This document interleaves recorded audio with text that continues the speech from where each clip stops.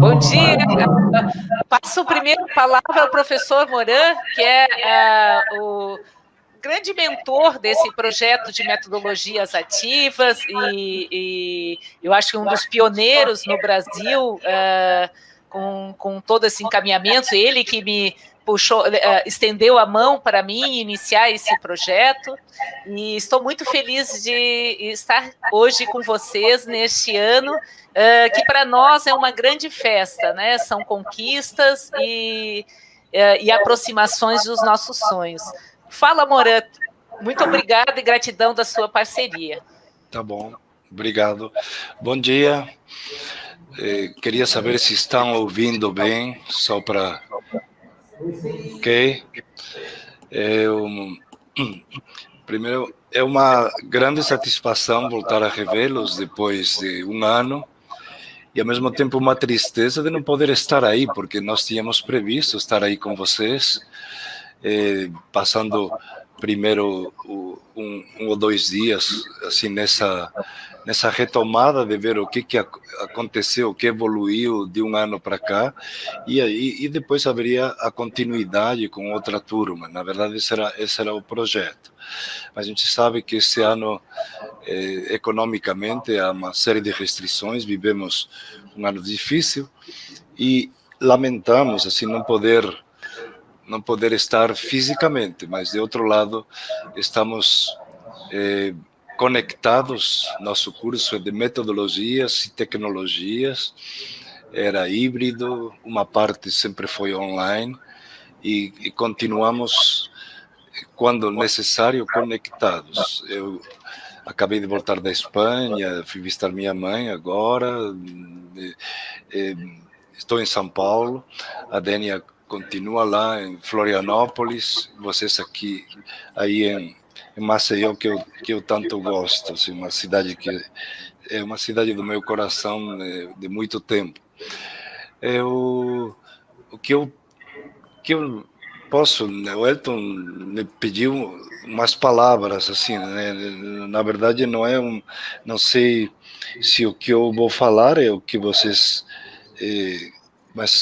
esperam, mas o que eu posso contribuir, e vocês podem depois perguntar ou questionar, é que nesse ano que passou, eu tenho visitado diversas instituições superiores e de educação básica, e está claro que há um movimento de transformação, apesar de todas as crises políticas e das contingências que vivemos, mas o mundo está exigindo novas formas de ensinar, de aprender, não só no período de formação inicial, na educação básica e depois média superior, mas também ao longo da vida.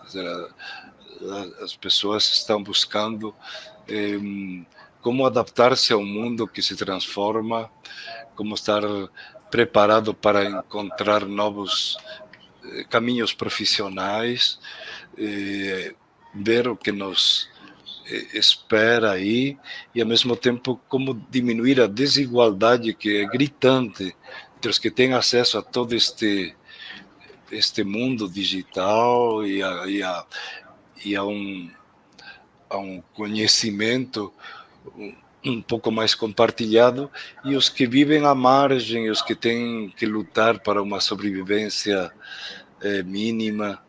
É triste, depois de passar assim quase uns 20 dias fora, né, em um país assim como a Alemanha, Holanda, Espanha, chegar aqui, por exemplo, a São Paulo, onde eu vivo, e ver tanta gente assim dormindo nas ruas aqui perto de onde eu moro, é uma coisa assim chocante. Nós temos mais de 150 mil pessoas aqui em São Paulo dormindo em ruas, né?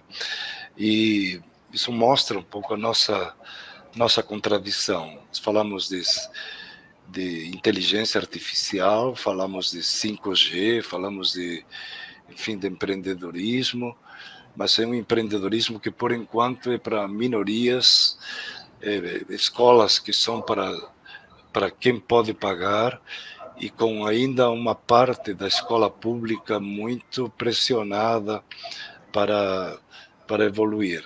Então, nesse cenário, não quero ser pessimista, mas é um cenário assim um pouco doloroso. Eu continuo batalhando, apoiando as instituições para que façam essa aprendizagem ativa, que começa na relação professor-aluno, muito mais compartilhada, em negociar mais as coisas, em que os professores conversem mais entre si, e das metodologias ativas a gente vai evoluindo para modelos híbridos, misturando muito todas as possibilidades das tecnologias com as possibilidades humanas, para depois repensar os espaços, repensar também o currículo e repensar pouco depois o que seria a universidade.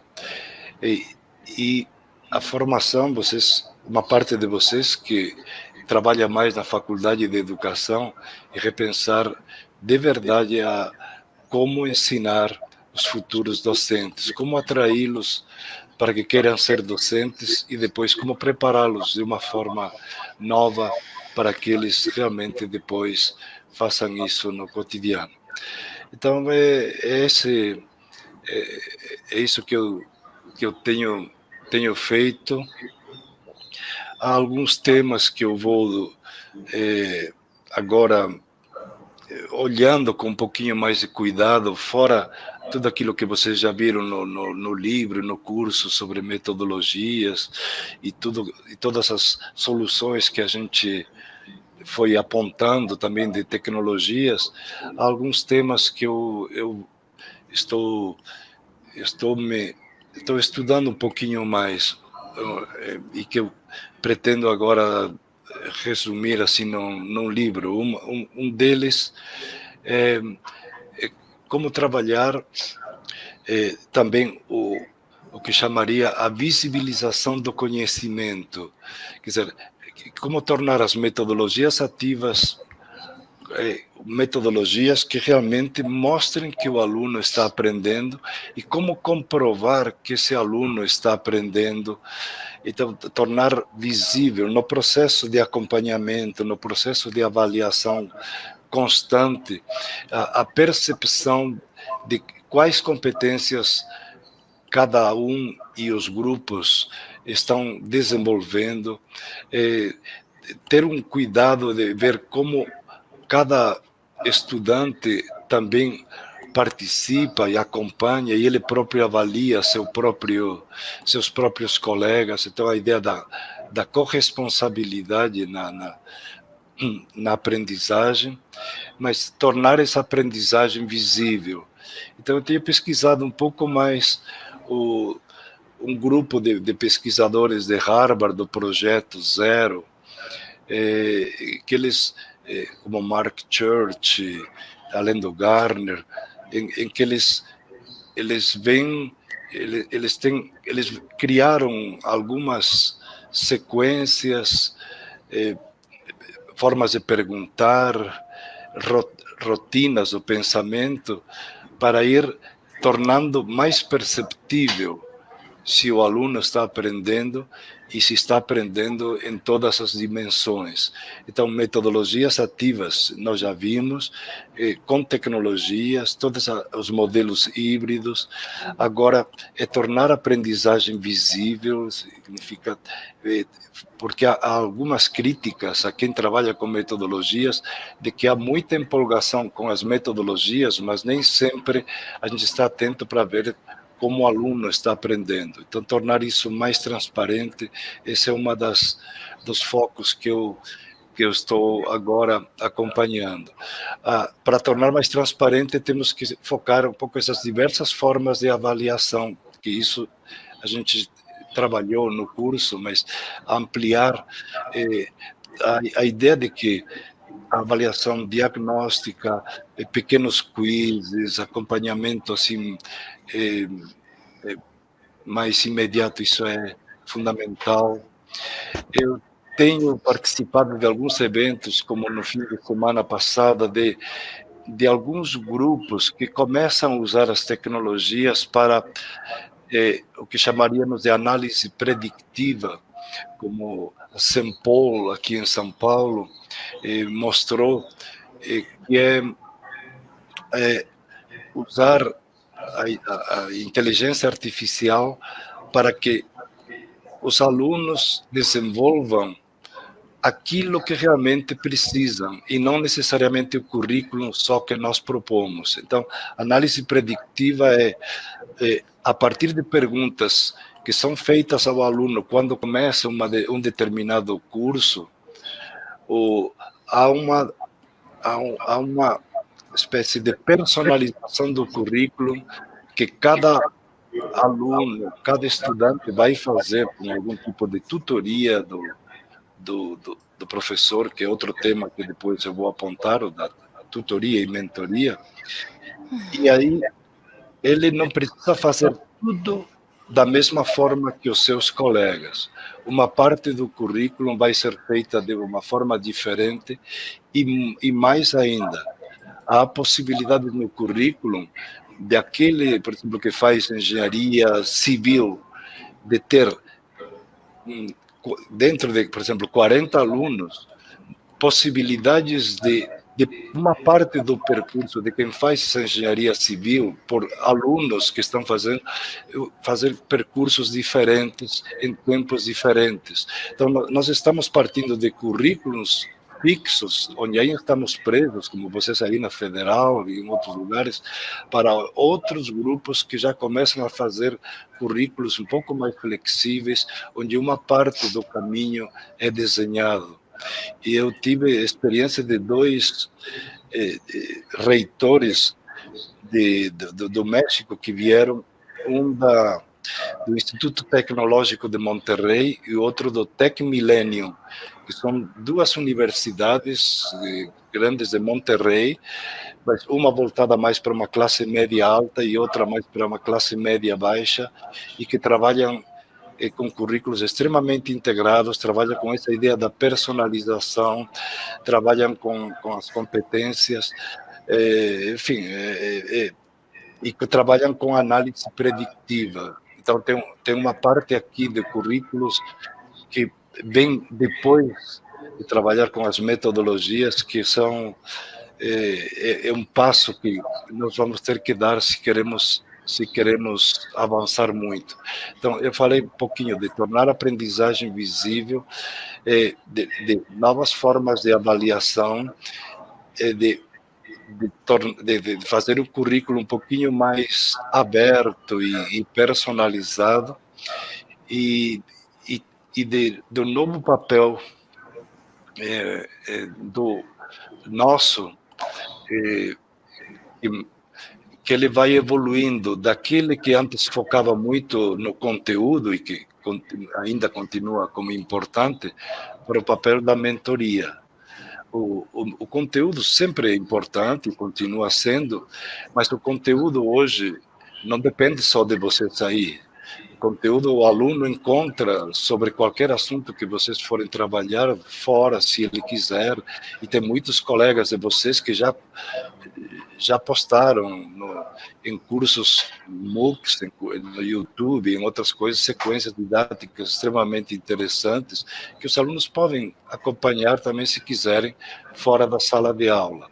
Outro papel que vocês sempre fizeram, e eu fiz também, foi aquele de tirar dúvidas dos alunos, de ajudar nas suas dúvidas. Esse é um papel que continua importante, mas vejam que à medida que cresce a inteligência artificial, boa parte do que antes nós respondíamos, hoje um aplicativo inteligente ele pode responder por até 80% da previsibilidade de um curso. Então, o nosso foco daqui para frente é ajudar o aluno a aprender de forma ativa, que faça suas escolhas, mas principalmente que ele aprenda dentro do contexto mais amplo pela nossa mediação. Então, fazer com que a gente seja um mentor, um orientador, um tutor no sentido amplo, não só de tirar dúvidas básicas, mas principalmente as grandes dúvidas, colocar questões, ampliar horizontes, fazer com que o, o, o estar junto com um de nós, com cada um de nós na sala de aula, seja uma experiência incrível para o aluno. O que justifica que o aluno venha à sala de aula é realizar grandes projetos e estar com grandes pessoas com as quais aprenda. Esse papel do docente inspirador, que amplia horizontes, ele é fundamental para que a gente dê uma outra dimensão, uma relevância ao ensino, que hoje pode acontecer e acontece na sala de aula, e que tem que também ter uma interface muito grande com o mercado. Temos que fazer uma aliança muito grande com toda a sociedade para que a universidade saia do seu castelo, mergulhe na realidade, traga problemas reais, crie parcerias com organizações, empresas, coloque professores, mentores também nas empresas, e que realmente onde os alunos façam uma parte do currículo vivo, fora. Enfim, estou estudando também alguns desses modelos de relação entre a universidade e sociedade para aprender. Então, vejam que do tema metodologias e tecnologias, que é o objeto do que estamos comemorando e analisando e avaliando, o que nós já fizemos do ano passado para este, e o que vocês fizeram, que eu vi no ano passado, que fiquei extremamente encantado, e fui colocando algumas outras questões rapidamente no entorno das metodologias, colocando por trás uma visão de que a gente tem que pensar as metodologias de uma forma sistemática, como parte de um grande processo de transformação da escola e da universidade, que envolve uma mudança de mentalidade. Mudança de mentalidade foi o tema de um evento que eu assisti há uns 3 ou 4 dias aqui em São Paulo, com especialistas do Brasil e de fora, e que é a grande dificuldade que nós temos. Como mudar a mentalidade? Docentes, gestores, alunos, os pais dos nossos alunos, a sociedade, para que eles ousem, para que empreendam, para que saiam um pouco da mesmice, para que usem toda a criatividade para ajudar a transformar nossas mentes, nossas vidas. E o professor mentor, ele desenhando seu próprio projeto de aprendizagem, um projeto que faça sentido, o projeto da sua vida, buscando o que tem significado o tempo todo, trazendo isso também para o contexto da universidade, quer dizer, que o aluno veja o que faz sentido no aprender, o aprender nessa dimensão mais ampla do que não só na sala de aula. Tudo isso são questões que estão por trás do que nós estamos discutindo. Não fiquemos limitados somente a falar de técnicas, se estamos trabalhando com aula invertida, se estamos falando com projetos, estamos falando com aprendizagem em times. Isso são estratégias, são formas de trabalhar que são legais, mas o que está por trás disso aí é toda essa visão transformadora de pessoas, de cada um de nós, de uma aprendizagem com propósito, e das instituições que vão aprendendo de uma forma, primeiro, personalizada, cada um no seu próprio ritmo e tempo, colaborativa, todos aprendendo juntos, e através de mentoria, de orientação, que é o nosso papel principal. Então, são muitas questões agora para que fui jogando rapidamente para dizer, estamos falando de metodologias, e ao mesmo tempo estamos falando de mudança de mindset, estamos falando de transformações amplas, de espaços, de currículos, de formação docente, de relação com a sociedade, de avaliação, de integração entre o real e o virtual, de trazer todas essas tecnologias de uma forma crítica, mas de uma forma clara, para que nos ajudem no processo de acompanhamento constante do aluno e de não ter que fazer todos a mesma coisa no mesmo horário, do mesmo jeito. Então, são alguns dos desafios que, no meio dessa crise que nós encontramos política, enfim, parece um pouco viver de uma forma irreal, mas enquanto temos inúmeros problemas, ao mesmo tempo os desafios são enormes, podemos transformá-los em oportunidades. Tive a ocasião de estar nesse evento que eu falei há pouco, estava esse ministro da Educação tão estranho que a gente tem, foi meio deprimente para mim ouvir assim alguém falando com uma arrogância sobre assim uma educação como se não, se fosse uma questão só de números, só de economia, e não de trabalhar com pessoas, e não trabalhar com sonhos, e não trabalhar com transformação.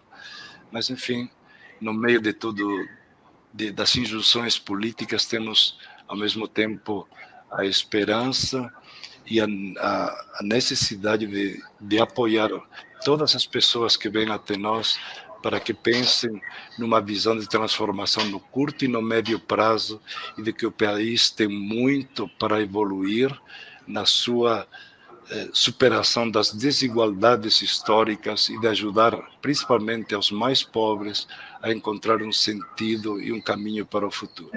Essa era a minha mensagem inicial para vocês. Obrigado, professor. Então, vou passar a palavra à professora Dene agora. Então, seguir, né, falar após a brilhante participação do professor Moran, o que dizer, né, onde ele já abrangeu esse conjunto o contexto atual, fez toda uma passagem, né, sobre os principais pontos do nosso curso, metodologias ativas e tecnologias digitais, falou da sua pesquisa, o quanto é importante. Eu acho assim, o bom professor é aquele que, antes de tudo, é um exemplo, né?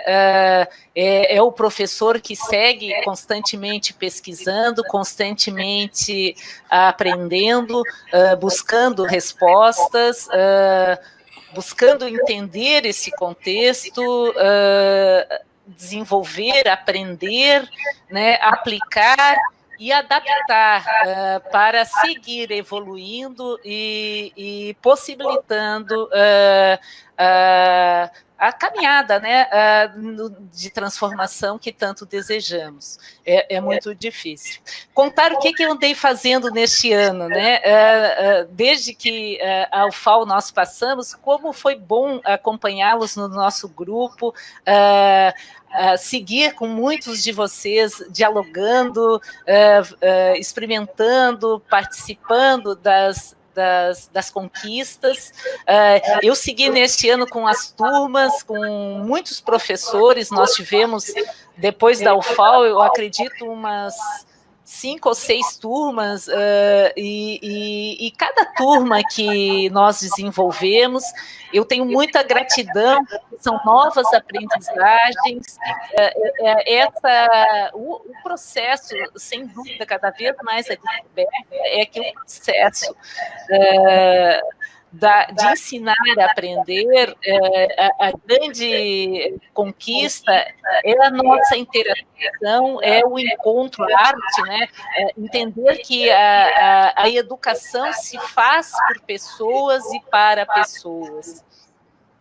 as tecnologias que eu tanto venho ensinando tantas pessoas a desenvolver habilidade, elas são a nossa extensão, elas são as nossas expressões, né? Quando nós, eu acho que assim, a grande caminhada do professor tem um caminho, né, que é o seu desenvolvimento pessoal, a tomada de consciência, a amplitude, né, de onde ele está, essa visão sistêmica de mundo, se apropriar das ferramentas, se aprofundar nos seus conhecimentos e desenvolver novos conhecimentos para adaptar e construir soluções junto com seus alunos, de facilitar essa apreensão de mundo, né? E esse processo contínuo que nós temos de aprender, reciclar, né, o processo e transformar. Então, assim, eu não vou me estender em muitas palavras, né, e ficar mais escutando. Estou muito curiosa para conhecer o que vocês fizeram, a caminhada deste ano de aprendizagem, e seguir com vocês, assim, muito... Fiquei também, como o professor bem colocou no início da fala, com pesar de não estar aí com vocês, além de acompanhar vocês de perto, esses nossos olhos nos olhos, ir a Maceió, e estou já com o Elton e a Vera mobilizada para desenvolver nova turma e seguir essa caminhada, que é tão bom ver na UFAL. Quando nós plantamos em uma terra árida, nada dá. Quando a gente planta em um terreno fértil, é muito bacana o quanto que isso multiplica, né? E ver essa multiplicação e ver vocês todos junto conosco nesse processo, desse sonho, né, de encontrar soluções e respostas para evolução, né? A nossa evolução da educação como um todo. Eu agradeço estar com vocês, né? Eu agradeço ao professor Moran aos ensinamentos e espero seguir. Tem muitas tecnologias que eu venho acompanhando, também para dizer, além do curso, eu venho desenvolvendo consultoria com a editora EDB. E lá na editora EDB faço avaliação de projetos de inteligência artificial e desenvolvimento, que é bem essas questões que o professor Moran coloca, né, de partir do processo primeiro de reflexão, né? A primeira etapa do processo de aprendizagem é uma reflexão, que o aluno faça reflexão sobre o que ele conhece, o que ele tem de conhecimento. Então, por isso que se faz uma avaliação diagnóstica, e depois se constrói, a partir deste conhecimento, as suas trilhas de aprendizagem. E esse processo do aluno que interagem com as tecnologias promove informações para o professor acompanhar o aluno e cada vez mais personalizar o seu projeto de aprendizagem, né? Além da editora EDB, venho desenvolvendo materiais didáticos e ampliando, né, a pesquisa. Cada dia mais a gente verifica que surgem novos aplicativos, novas... vamos dizer, ferramentas para que nós possamos potencializá-las em recursos, né, de promoção de uma aprendizagem que faça sentido, que não podemos, por mais que eu estudo as tecnologias, que eu vejo, bem isso que o professor fala, né, a gente não pode... desenvolver ou aprender a metodologia, a técnica, não pode ser afastada da visão humanizadora, do objetivo desse ponto maior que nós, por que nós estamos desenvolvendo isso. Não podemos, vamos dizer, aprendizagem baseada em problemas só não é a solução, né? A solução está nessa nossa orientação de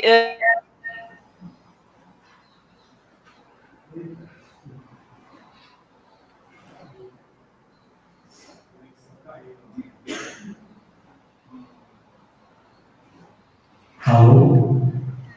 né? Faltou a conexão. Eu estou muito emocionada falando assim junto com vocês, gostaria de estar e realmente, em vez de falar todas essas questões, eu gostaria de dar um abraço forte em cada um, se sintam todos bem abraçados, né? Muito feliz de estar confraternizando com vocês. Estou louca assim, muito entusiasmada para ouvir a Vera, a sua pesquisa, o que ela seguiu aí desenvolvendo. Muito obrigada por estar com vocês, né? Que seja um ótimo encontro. Vamos lá, vamos em frente, né?